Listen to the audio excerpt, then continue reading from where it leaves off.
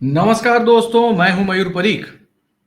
राज ठाकरे इन्होंने मीरा भाईंदर के मंच से जो कुछ बातें कही वो राष्ट्रीय सुर्खियां बटोर रहा है। किसी ने कहा कि हम पटक पटक के मारेंगे, तो राज ठाकरे इन्होंने जवाब दिया, हम डुबो डुबो कर मारेंगे। राज ठाकरे इनकी मीरा भाईंदर में जो सभा हुई उससे स्थानीय स्तर पर बहुत बड़ा हैवी पोलराइजेशन हो गया है। याद रहे, जो मनसे के कार्यकर्ता का पहला जोरदार थप्पड़ चला था वो मीरा भाईंदर महानगर पालिका इलाके में ही चला था, और मुंबई महानगर पालिका के साथ मीरा भाईंदर महानगर पालिका का चुनाव भी होना है। ऐसे में आज के वीडियो में हम बात करने जा रहे हैं एक ऐसे मुद्दे पर जो अब तक आपके ध्यान में नहीं आया होगा, और वो ये है कि राज ठाकरे इनकी राजनीति का मुंबई महानगर पालिका से सटे हुए मीरा भाईंदर महानगर पालिका पर होने वाला असर। दोस्तों, इस वीडियो में मैं आपको ढेर सारे स्टैटिस्टिक्स बताऊंगा, जमीनी स्तर की बात बताऊंगा, ताकि यह फैसला आप खुद कर सकें कि राजनीति किस और करवट ले रही है मीरा भाईंदर में। देखिए, मीरा भाईंदर महानगर पालिका जो है वो एक उभरती हुई महानगर पालिका है। जो कोई व्यक्ति मुंबई में घर नहीं खरीद सकता वो मीरा भाईंदर में खरीदता है, क्योंकि लगभग 20-25% सस्ते में मिलता है और मुंबई के साथ कनेक्टिविटी बहुत अच्छी है। ऐसे में ये एरिया का फाइनेंशियल प्रोस्पेक्टस जबरदस्त है, और यहां पर एकनाथ शिंदे इनकी शिवसेना और बीजेपी का जबरदस्त हॉल्ट है। ये इतना बेहतरीन हॉल्ट है कि विधानसभा चुनाव में नरेंद्र मेहता, जो कि यहां पे बीजेपी के कैंडिडेट हैं, उन्हें 1,54,000 वोट मिले। 60,000 मतों से वो अपने प्रतिद्वंदी के सामने जीते, जो थे मुजफ्फर हुसैन कांग्रेस पार्टी से। मुजफ्फर हुसैन पहले भी एमएलए रह चुके हैं, और लोकसभा चुनाव में भी जब पूरे मुंबई में उबाठाक सेना का अच्छा प्रभाव रहा, मीरा भाईंदर में एकनाथ शिंदे, जो कि थाने सीट है, वहां से चुनाव जीते और मीरा भाईंदर में 40,000 जितने उनको सरप्लस वोट मिले। तो ये एरिया जो है वो बीजेपी और शिंदे सेना का गढ़ है, और यहां पर एमएनएस का एक भी जनप्रतिनिधि नहीं, ना कॉरपोरेशन में, न लोकसभा में, न विधानसभा में। बावजूद इसके पूरी एड़ी चोटी का जोर जो है वो एमएनएस ने यहां पर लगाया हुआ है। तो सवाल यह है कि राज ठाकरे के निशाने पर मीरा भाईंदर में आखिर कौन है? मराठी भाषा के आंदोलन से शिंदे सेना को मीरा भाईंदर में कितना फर्क पड़ेगा? बीजेपी के वोट बैंक पर कितना असर होगा, या फिर कांग्रेस कमजोर होगा? राज ठाकरे की रैली से स्थानीय राजनीति में क्या बदलाव होगा? आज के एपिसोड में हम इन सारे मुद्दों पर बात करेंगे, लेकिन सबसे पहले यहां का कास्ट फैक्टर हम देख लें। यहां पे 2011 के सेंसस के हिसाब से लगभग 69% हिंदू हैं, 16.5% मुसलमान हैं जो वन साइडेड वोट करते हैं। इसीलिए मुजफ्फर हुसैन यहां से कैंडिडेट थे और वो चुनाव हार गए। ईसाई यहां पर बड़ी संख्या में है, 6%। तो अगर 16% मुस्लिम, 6% ईसाई एक साथ हो जाते हैं तो ये हो गए 24%। और यहां पर अगर हम कहें कि मराठी भाषिक पॉपुलेशन कितना है, तो न्यूनतम यहां पे 40% जितने आपको मराठी भाषिक मिलेंगे।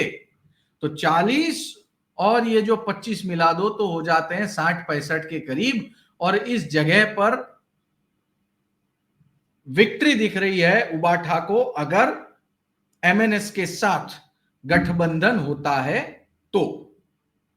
दोस्तों, जो और तो के बीच की इस राजनीति में राज ठाकरे अब इतने जबरदस्त तरीके से आगे बढ़ते जा रहे हैं कि मैं लगातार अपने वीडियो में कह रहा हूं, उनकी नेगोशिएशन पावर बढ़ रही है। मराठी के मुद्दे पर वो मंच पर तो आए, एक तगड़ा भाषण दिया, अब मीरा भाईंदर में भी गए और जाके तगड़ा भाषण दिया। आपने देखा राज ठाकरे, इन्होंने, इनको छोड़ करके उद्धव ठाकरे, इन्होंने कोई तगड़ा भाषण दिया हो इस मुद्दे पर सड़क पे आके?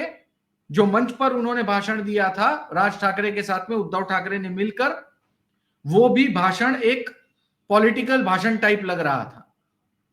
ऐसे में मराठी भाषा का आखिर पूरी तरह से सड़क के बीच में दमदार तरीके से उतरकर वोट बटोरने वाला मालिक कौन? तो इसका जवाब मिलता है राज ठाकरे। मीरा भाईंदर महानगर पालिका में यही हो रहा है। एकनाथ शिंदे का उबाटा सेना बिल्कुल जवाब नहीं दे पा रही है मीरा भाईंदर में। यहां पर पूरी तरह से हावी है एकनाथ शिंदे। जैसे थाना में उबाटा सेना कुछ नहीं कर सकते, मीरा भाईंदर में भी उनकी हालत एकदम कमजोर है। अगर मजबूत होती तो लोकसभा विधानसभा चुनाव के ये नतीजे नहीं होते। मैं आपको और आंकड़े बताता हूं मीरा भाईंदर महानगर पालिका चुनाव के नतीजों के बारे में। मेरे पास उसके भी नतीजे मौजूद है। यहां पे बीजेपी को 61 सीट मिली थी 2017 में, 32 सीटें अधिक। शिवसेना 22 सीटें मिली थी, दोनों अलग अलग चुनाव लड़े थे। कांग्रेस को महज 10 मिली थी और 2 निर्दलीय थे। कुल मिला के 95 सीट है। तो ये पूरा का पूरा माजरा है यहां पे पूरी तरह से शिवसेना पार्टी का। अब जब शिवसेना पार्टी यहां पे नहीं आ सकती, लेकिन मराठी मानुस मराठी भाषा को लेकर सेंसिटिव है, तो ये सेंसिटिव मुद्दे को कौन कैचअप करता है? तो उसका नाम है एमएनएस, राज ठाकरे। मीरा भाईंदर की राजनीति में कांग्रेस पार्टी अभी भी यही सोच रही है कि अगर किसी तरीके से एमएनएस और उबाठा के बीच गठबंधन हो जाता है और मराठी वोट कंसोलिडेट हो जाते हैं, तो वो क्रिश्चियन 6% वोट और साथ में 16.5% मुस्लिम वोट मिला करके मीरा भाईंदर महानगर पालिका का चित्र पूरी तरह से बदल देंगे। चाहे गठबंधन हो मुंबई महानगर पालिका में या नहीं, लेकिन अगर स्थानीय स्तर पर यह फैसला हुआ तो कांग्रेस पार्टी और उबाठा दोनों ये सोच सकते हैं कि हम दोनों को म्यूचुअल बेनिफिट हो। लेकिन अगर इस तरह से गठबंधन नहीं होता है तो मीरा भाईंदर में किसका नुकसान होगा? आप समझ लीजिए इस बात को कि नुकसान होगा एकनाथ शिंदे की पार्टी का। एकनाथ शिंदे की पार्टी यहां कमजोर होने जा रही है, जो बीजेपी के लिए मुनाफे वाली बात है। यानी कि यहां पर कांग्रेस पार्टी तो मजबूत होने से रही, एकनाथ शिंदे की पार्टी अधिक मजबूत होने से रही मराठी मुद्दे की वजह से, लेकिन एमएनएस की एंट्री की वजह से एमएनएस जबरदस्त बार्गेनिंग पावर में आ गया और यहां उनकी प्रेजेंस बढ़ने का सीधा असर पहुंचता है एकनाथ शिंदे की शिवसेना को। दोस्तों, राज ठाकरे ये मराठी का मुद्दा लेकर जिस तरीके से आगे बढ़ रहे हैं, उससे काउंटर पोलराइजेशन जरूर हुआ जिस पर बीजेपी खड़ी हुई है, लेकिन बीजेपी डरी हुई भी है क्योंकि यही मराठी मतदाता उन्हें चोट भी पहुंचा सकते हैं। लेकिन अधिक सतर्क है बीजेपी से भी अधिक, तो वो है उबाठा सेना, और दूसरा कोई अधिक सतर्क है तो वो है एकनाथ शिंदे की शिवसेना। क्योंकि राज ठाकरे इसी कॉमन वोट बेस में से अपना वोट निकाल रहे हैं।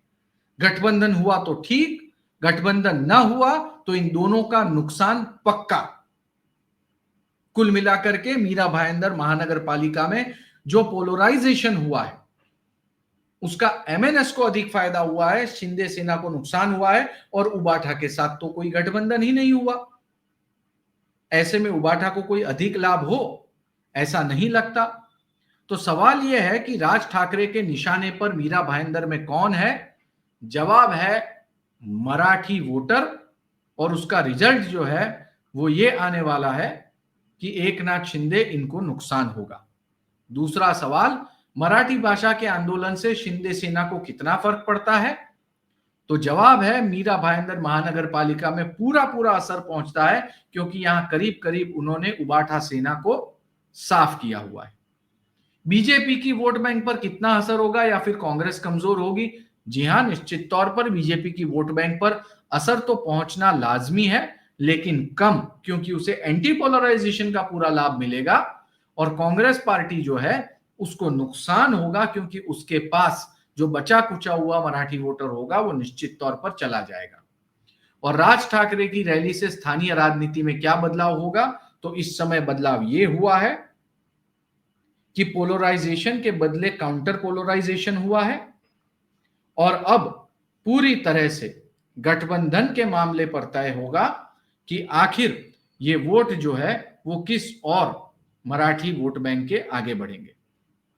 दोस्तों, मीरा भाईंदर की राजनीति को समझना इसलिए जरूरी है क्योंकि ये मुंबई से सटा हुआ है और इसके मायने कई गुना अधिक हैं। आप इस पूरे विश्लेषण के विषय में क्या सोचते हैं? अपने इस वीडियो के नीचे कमेंट बॉक्स में जरूर लिखें। वीडियो पसंद आया हो तो लाइक करें, दोस्तों के साथ शेयर करें, अपनी कमेंट जो है वो जरूर करें, बेल आइकन दबाएं ताकि आपको नोटिफिकेशन मिले। वीडियो अंत तक देखने के लिए बहुत बहुत धन्यवाद।